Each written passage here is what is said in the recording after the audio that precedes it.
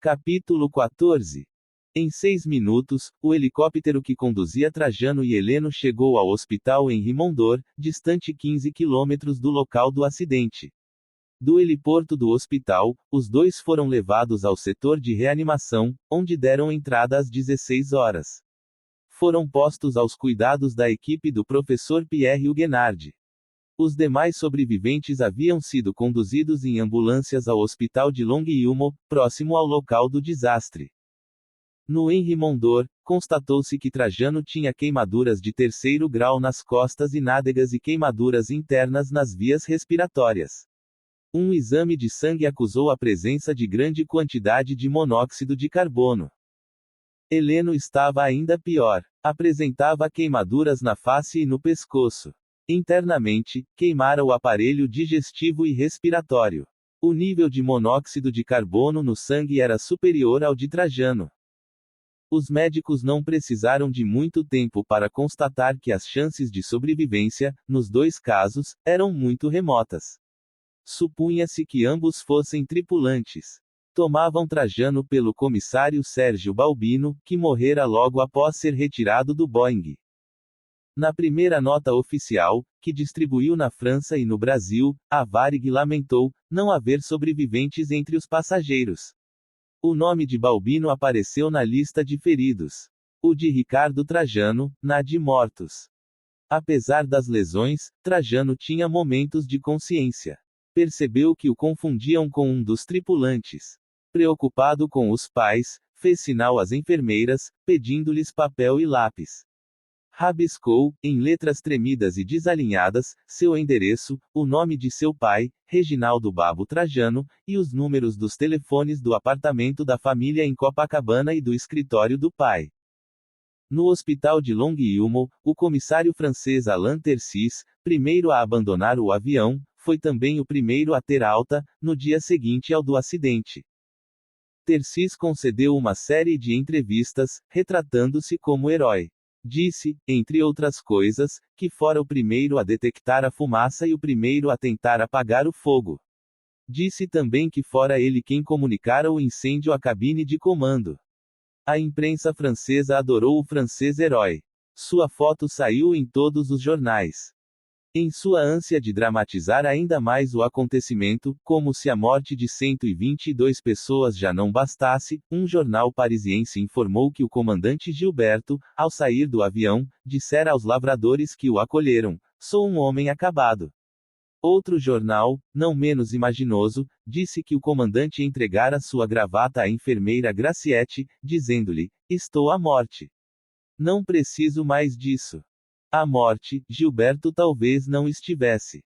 Mas, em Longueuil, ele e Fusimoto eram os feridos em pior estado.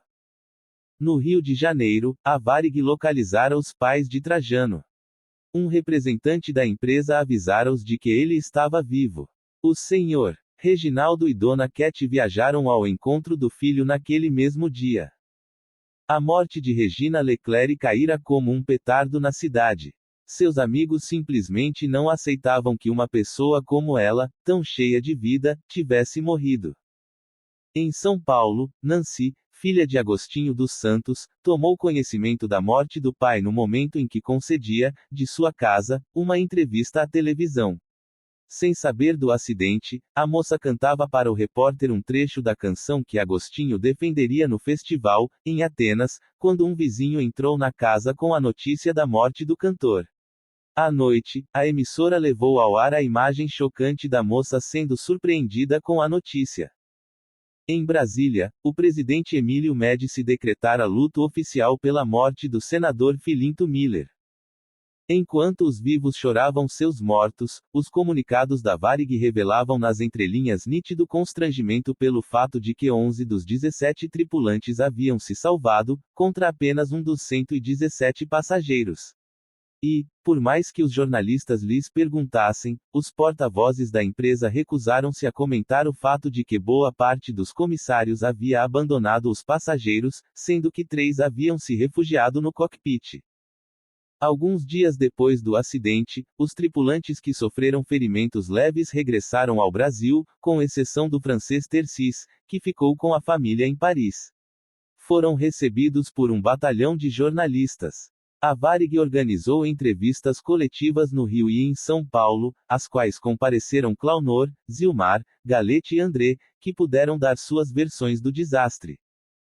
Em Paris, no hospital de Longueuil, Gilberto, Fusimoto e Carmelino haviam melhorado. Não corriam risco de vida. O mesmo não ocorria com Trajano, no Henri Mondor. Em 19 de julho, ele foi acometido de uma infecção pulmonar, acompanhada de febre de 40 graus. Como se não bastasse, o jovem passou a ter taquicardia, além de hemoptises, expectorações hemorrágicas, abundantes. Seus pais foram aconselhados a não ter muitas esperanças. No Brasil, noticiou-se que o sobrevivente do RG-820 estava morrendo.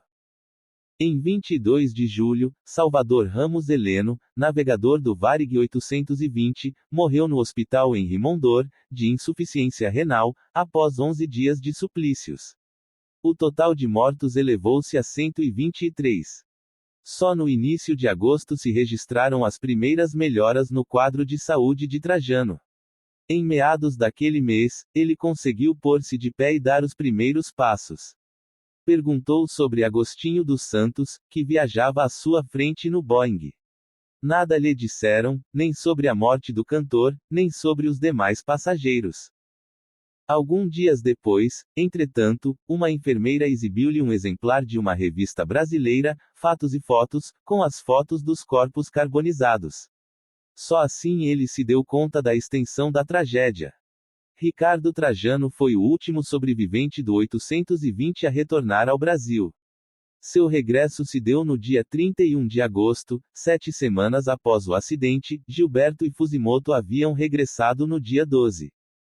Ao embarcar em Orly, Trajano reencontrou-se com Jean-Marc Veron, bombeiro que o retirara do Boeing em chamas e que um jornal francês levou ao seu encontro. Os dois choraram emocionados e não conseguiram pronunciar sequer uma palavra.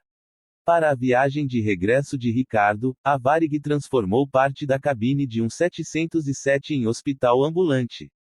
3 médicos, 2 franceses e um brasileiro, o assistiram na viagem. O rapaz se convertera numa celebridade.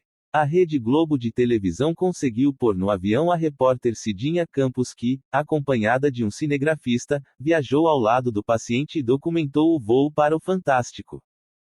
Ao desembarcar no Rio, Trajano, sob forte esquema de segurança, foi transferido para o Hospital da Beneficência Portuguesa, onde ainda permaneceu algum tempo, antes de ter alta definitiva, em 29 de setembro, 2 meses e 19 dias depois do acidente.